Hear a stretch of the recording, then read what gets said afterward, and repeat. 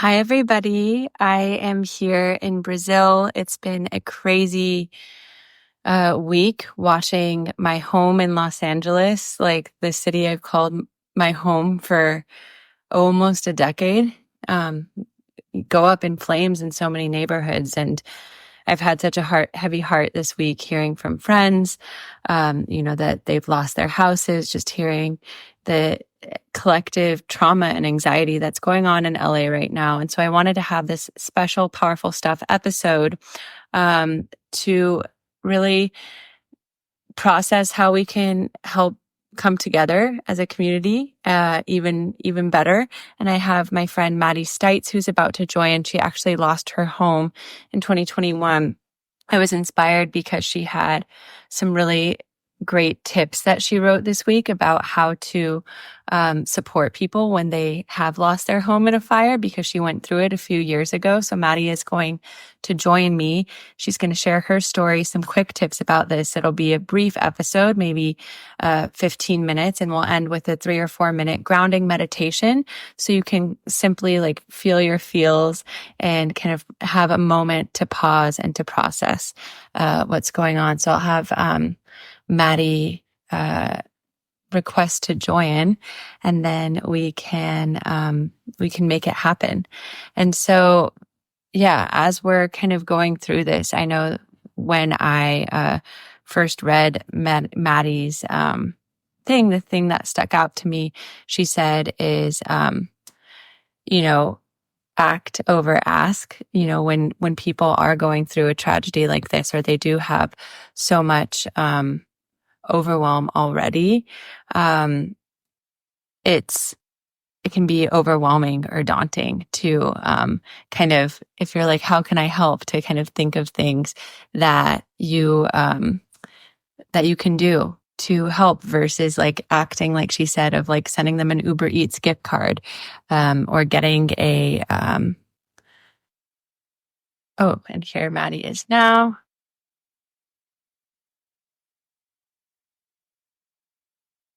This will also turn into a powerful stuff episode. So you can re-listen to this, you can share it with your friends. And I'm excited to hear straight from Maddie how we can support. Hi, Maddie. Hi. Thanks for having me. Oh my gosh, thank you so much for being here. And I was just kind of saying in that IG live, like as soon as I saw your post, earlier this week of what you can do. Because I think, when something this tragic or traumatic happens, you can be at a loss for words and want people to know that you're there for them, but you don't want to say the wrong thing and you don't want to overwhelm them. And so I thought your post was spot on. And I definitely remember, when that happened to you in 2021, when we were at our other friend's house and we're like, oh my gosh, there's a fire in that house. Oh yeah, you saw it happened. Yeah, it happened to be your house, and I couldn't imagine the devastation you went through there. So I'm excited. Well, yeah. I do want to preface too, like, this is just my experience. I know that a lot of people are having conflicting experiences right now. I was not a homeowner, I was renting, and mine was obviously not this giant wildfire and evacuation.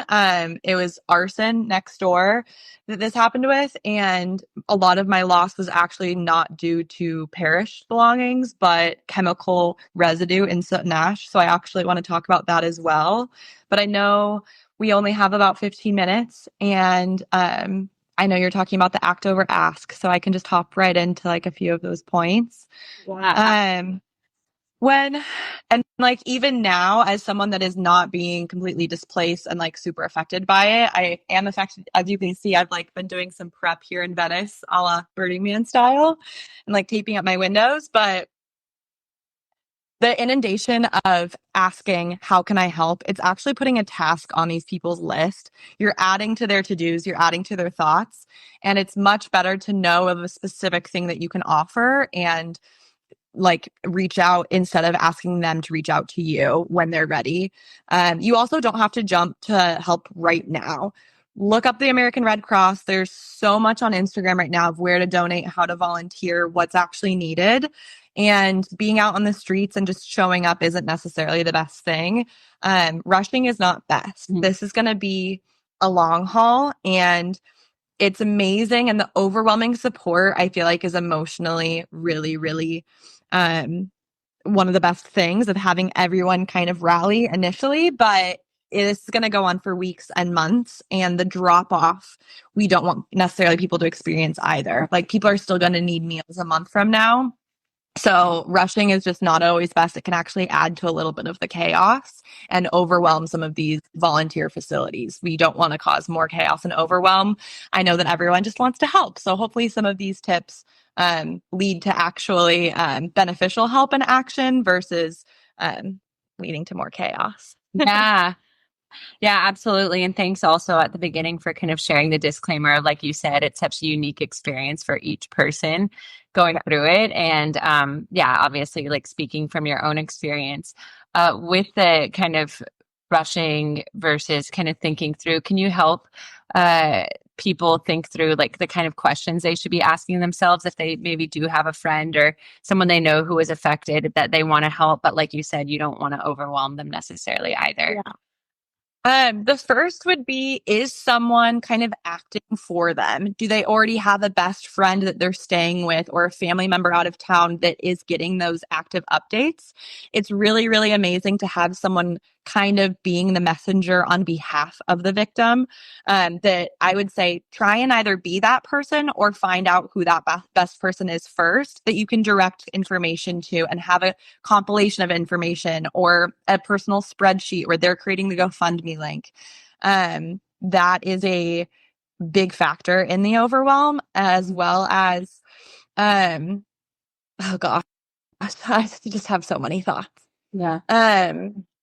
It is really good to figure out like what their actual needs are and where they're staying. So like for instance, for me, I had to bop around for a couple weeks. I slept at one person's place for a few days, then someone else for 2 weeks, and someone else for a week. And I didn't necessarily need pantry goods. And I think a lot of people right now are in those situations. Canned food and other things that you think and everyone wants to jump to donate of like non-perishable items and lists that you're used to seeing in catastrophes. These people are moving from place to place and they might not even have bags to carry those Yeah. belongings.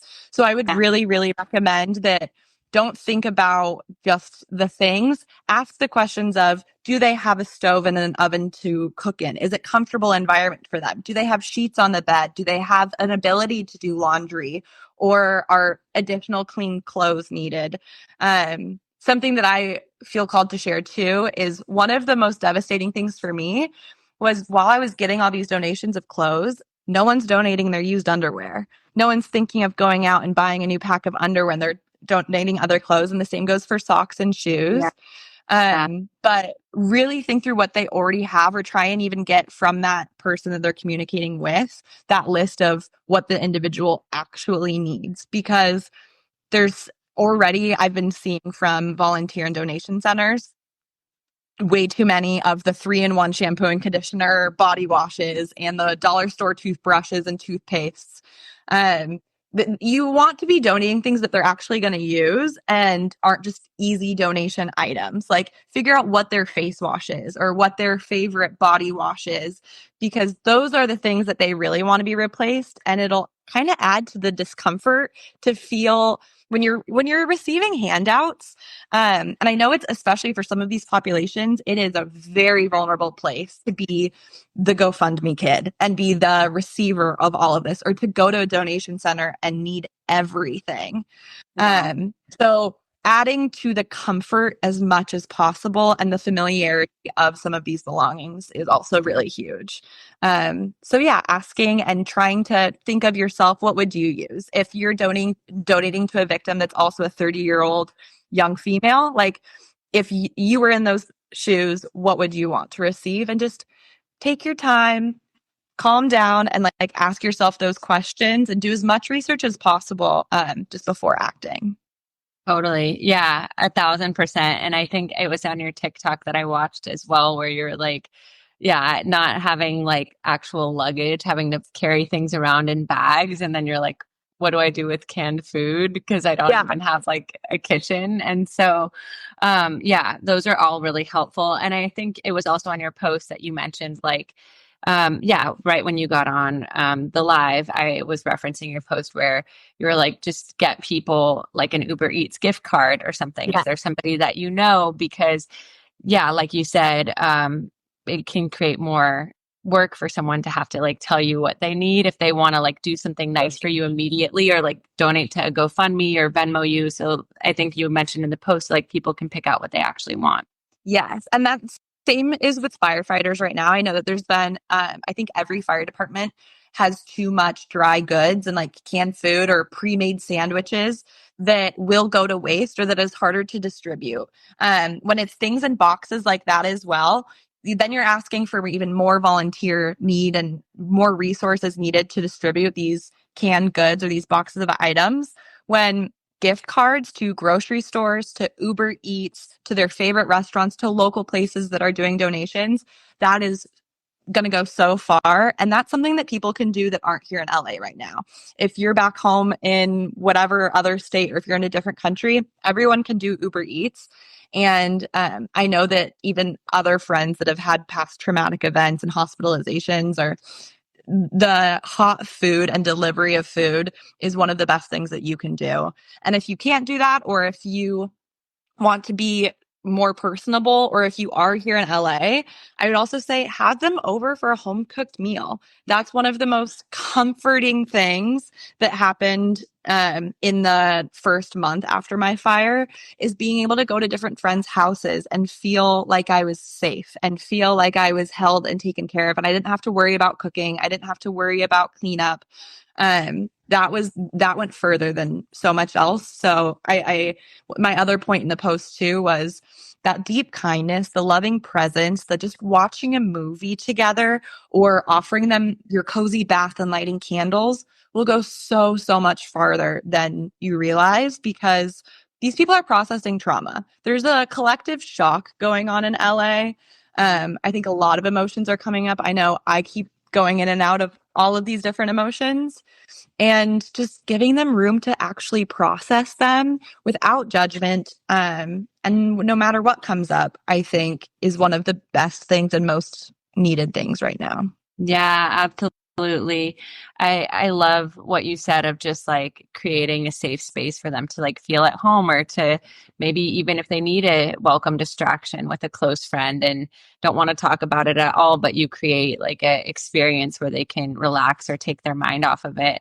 And like you said earlier in the live, like, everyone's really fired up right now, but I think like to your point, it's making sure that we don't, wear ourselves out and we have the endurance to keep checking in because whoever is directly impacted by the fire is going to be dealing with this, like you said, for weeks, months, if not like years. And so kind of remembering to check in and to offer these things long after it's like, the immediate urgency of it. Exactly. And I would also recommend for those that know a specific victim, and I mean, there's so many, that those are huge helpful things that you can do from afar right now. You can put together, I know that there's apps and other services for meal chains and food deliveries that everyone can sign up for different meals for your friend. You can sign up for nights to host them. But long-term planning and even short and long-term planning right now on behalf of other people will go really far. And it's something that you can do from the comfort of your home. Yeah, absolutely. And with that, I know you have another call to get on at one, but just a few quick questions, and then I'll let you hop off and I'll lead the meditation. So we can honor the amazing time you've given us. What are a few of the things that people can say to their friends when they're just hearing like the news that someone lost their home? Like what, because I think a lot of, people can overthink saying the wrong thing. And of course, it's better to, let people know you're there than not. What were some of the most comforting messages that you received when that happened to you? Um, Validation, any sort of validation that you can give them for whatever emotion it is that they're giving through that this is this like I recognize that you're going through a lot and you can say I don't want to say the wrong thing. I don't want to overwhelm you right now. I'm here. Like I love you and I'm ready to go.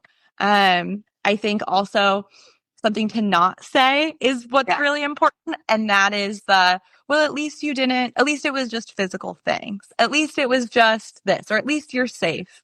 Let them say that. That comes a lot more when it's coming from the person. They're actually in that state of gratitude. People are losing so much more than material items. I mean, losing every journal, an entire book collection, family jewelry, all of your clothes. Like it is it is true devastation. And I think recognizing that and just allowing space for them to emote no matter what it is and asking, how are you feeling? Are you angry? Are you confused? Are you sad? Like, don't just assume what their emotions are, I think is really big. And just saying that you love them, reminding them that you love them, reminding them that you live down the street or reminding them of what you can offer. Again, instead of asking. So, hey, I'm here for childcare services whenever you need it. Hey, I'm here and I'm ready to help you sort through your debris. Specific offerings too, even if you don't know like how and why it's going to happen, being specific for them to where they don't even have to think of the list that's going to be made and be like, okay, Meredith said that she would help me go through the rubble. That's who I'm going to reach out to when that's time. And then a thing that I want to share, I don't know if anyone that is a victim will be listening to this or watching it, but it sounds so silly and it's highlighted on my page actually under joy. But the thing that helped me the most was finding one thing every single day to be grateful for in the midst of all of this. And everyone, it's on the news, it's helicopters are around, it's all that you can really think about. Yeah. And just giving them time or asking them one thing that they're grateful for, or trying to figure out one grateful item that you found or that you own now, it will go further than I think a lot of people realize. So just ask them what they're grateful for today. Mm, Yeah. I love those suggestions so much.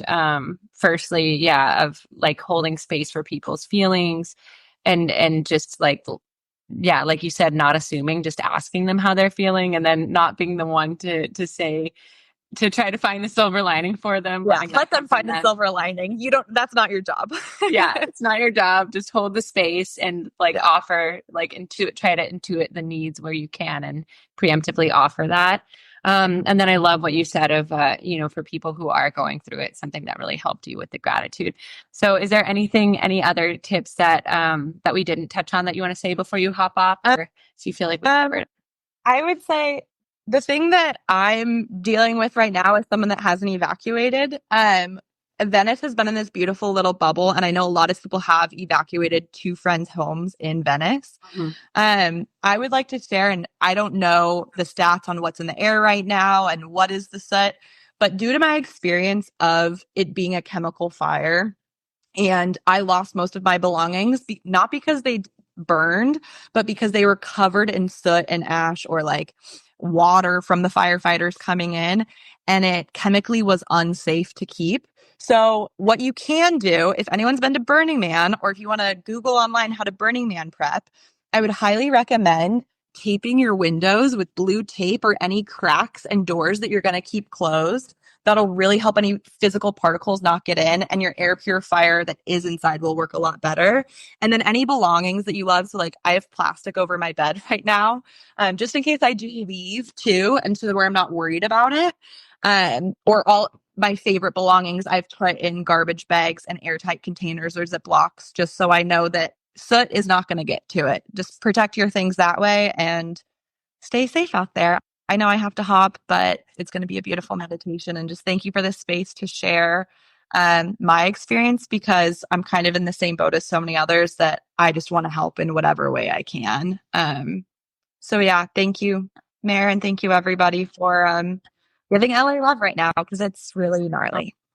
Oh, wow. Well, thank you so much, Maddie. This was super helpful for me and hopefully for other people too. And I'm going to put this on the Powerful Stuff podcast after the live. So thank you. Have a great next call and sending you so much love.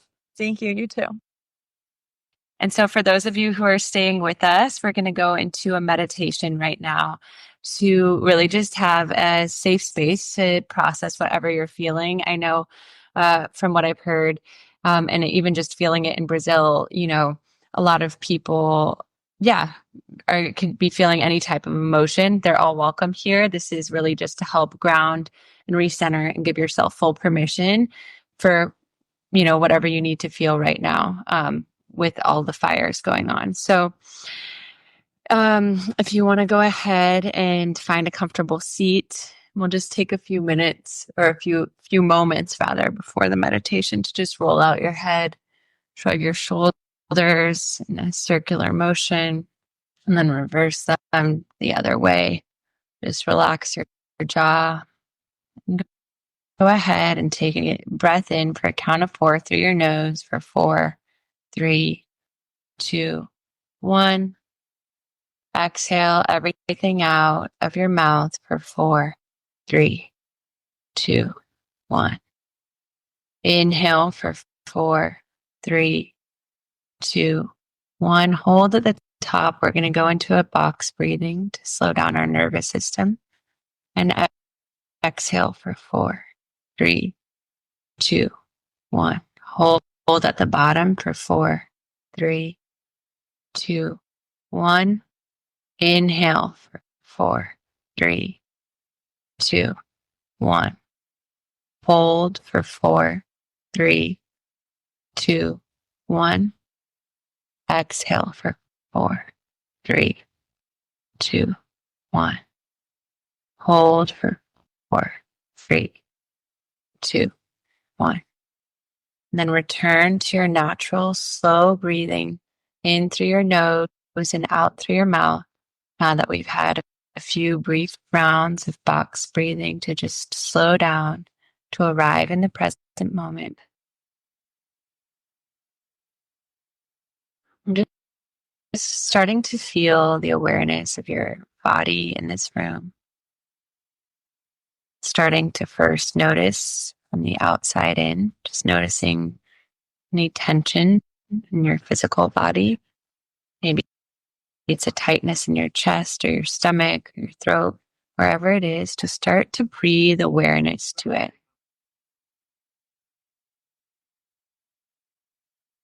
Nice, slow breaths, like you're holding this part of your body with so much compassion and tenderness. And it's almost like each breath is massaging out the tension of this part of your body, letting it unravel fully, letting it express fully. And almost like you're getting to excavate deeper to a root behind the physical tension that you're starting to unravel. Noticing the emotion that's behind it. Maybe there's a word you have to label this emotion, or maybe it feels like a blend of a few emotions. Noticing how it feels beyond the tension from the physical. And that level or layer deeper.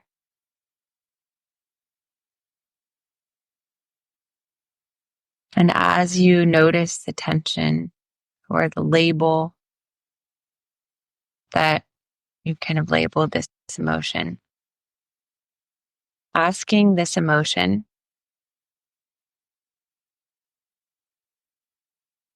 what it needs to feel fully expressed in this moment. Maybe if you've been holding it in or you haven't given it a chance to process, just asking the emotion what it needs to feel fully expressed. And almost like the emotion is personified, imagine that you have a magic wand. And as you tell yourself in this moment, I'm safe to feel this emotion, imagine the magic wand tapping the emotion, giving it full permission without shame, without hurriedness, to be felt fully. Knowing that you're safe in this moment to feel it fully, letting the emotion get unstuck and completely rise to the surface so you can fully allow it to express itself. Maybe that involves needing to cry. Maybe that involves needing to let out a sigh or a scream into a pillow.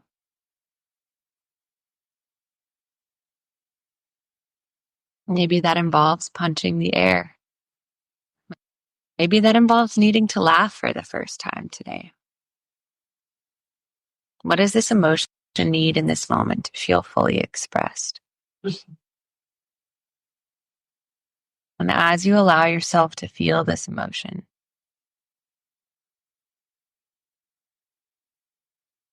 and as you continue to remind yourself or reminding your inner self you're safe to feel it, letting that start to deepen your breath. As you start to feel the emotion, can you start to create more and more space to breathe? Feeling the expansion of your breath symbolize the new space that you've created from allowing yourself to feel. And as you've allowed yourself to feel, and as you're continuing to allow yourself to feel, now imagine behind this emotion, behind that tension, in your mind's eye, seeing your inner child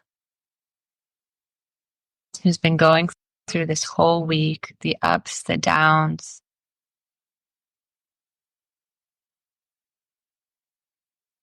the collective energy, the fear, the loss, the chaos, that your inner child has been going through this whole thing with you. And just in your mind's eye, looking at them, noticing their facial expression, how they are today.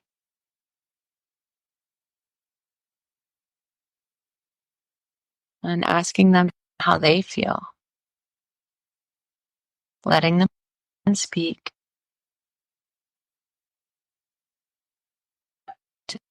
Just listening. Validating their feelings, letting them know that makes sense. And then asking them, what do they need from you in this moment? What do they need from you to be able to just breathe a little bit deeper, be able to relax a little bit more? What does your inner child need from you?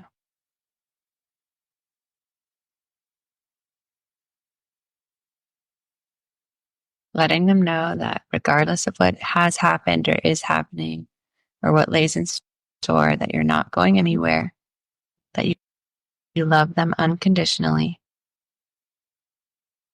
that you're here with them going through it together no matter what. And as you give them a hug, giving yourself a hug, giving yourself this loving warmth, doing it for a few breaths until you feel a little sliver of relaxation or a little sliver of temporary relief, however brief. And as you breathe into that, on the other side of this feeling, of this allowance, of this permission to feel, bringing your awareness to your heart space. And as you send the love to your inner child, bringing someone else's face to mind this week who you felt the love from them. And imagine receiving love from them. Imagine that. Grow the light around your heart space even more. And as you grow the light around your heart space even more, imagine sending this love out to someone else who you feel might need it this week. And imagine them receiving the love. And as you imagine them receiving the love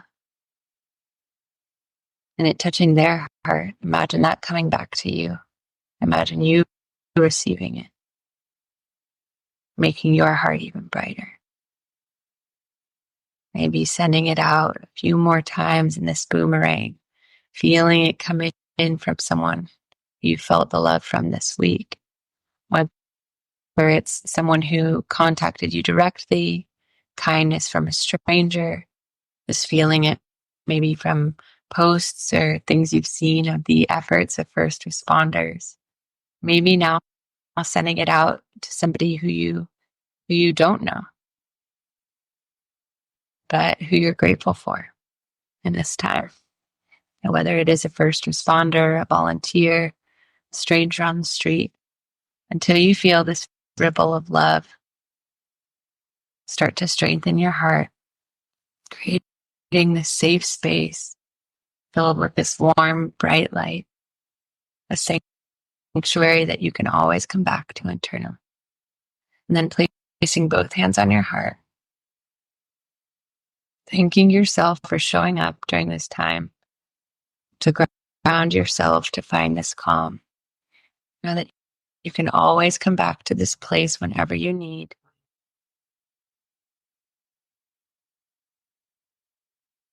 Reminding yourself once more that you've got you. Reminding your inner child that you've got them. Once again, feeling all the love coming in and all the love that you're surrounded by and that you have to give. Feeling that once again, create this warmth, and then feeling that warmth, imagining it touch everyone affected by the fires, imagining it touch everyone helping, whether it's a volunteer, first responder. Imagine it cloaking LA in this light of love and healing into this next chapter. Taking a deep breath of that in and exhale, let it go. And then another deep breath in and exhale to open your eyes, softly coming back into this space. Just being gentle with yourself on the other side of this processing. Maybe the meditation showed you something that you want to do to take care of yourself today. Maybe you had a message from your inner child to, have uh, a solitary moment where you let out more of a cry, or to, go for a walk by yourself and leave your phone, whatever it might be gentle with yourself.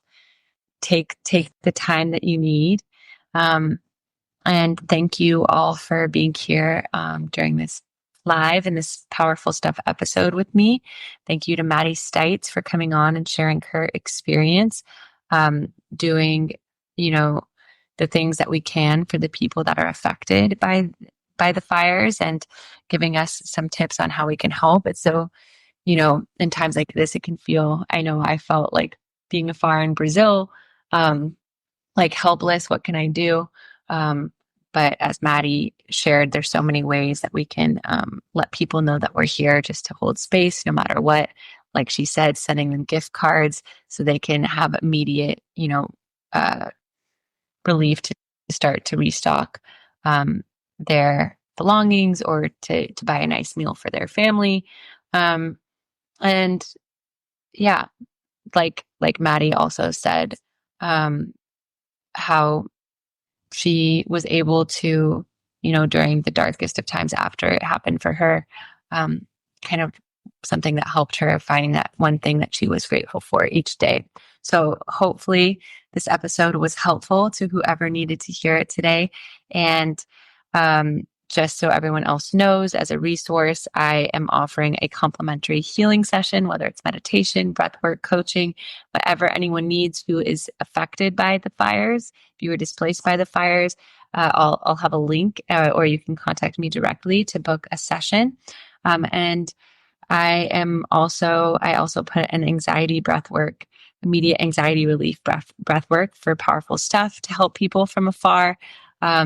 There's a few organizations that I like, that I've donated to, who are doing relief efforts. Moss, Conscious Co-working Space, has been a hub for volunteer efforts and organizing relief packs for people. So I'll put information about these things. And then Sunday evening, I'm hosting a meditation and kind of processing circle for anyone who wants to go a little bit deeper. You can join us Sunday night. Thank you all for tuning in, and I will be having everyone in LA in my prayers and my thoughts, and we will all get through this as a community.